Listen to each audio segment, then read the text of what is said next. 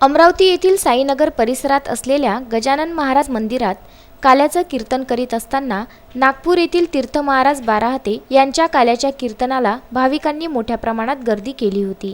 यावेळी बाराहते महाराजांची वारकरी सेनेच्या अध्यक्षपदी महाराष्ट्र प्रदेशाध्यक्ष प्रकाश दिवे यांनी नियुक्ती केली, तर दत्ताश्री राजेश्वर घुरमाळे यांची नियुक्ती करण्यात आली।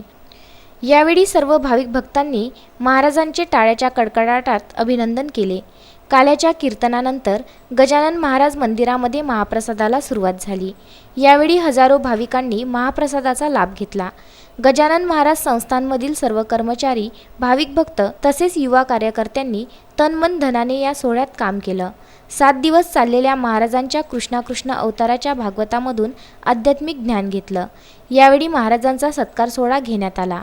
अध्यक्षांचे पत्र दिल्यानंतर त्यांचे पत्रकार घुरमाळे यांनी हार घालून स्वागत केले। यावेळी मोठ्या संख्येत भाविक भक्त उपस्थित होते। विदर्भ न्यूज, अमरावती।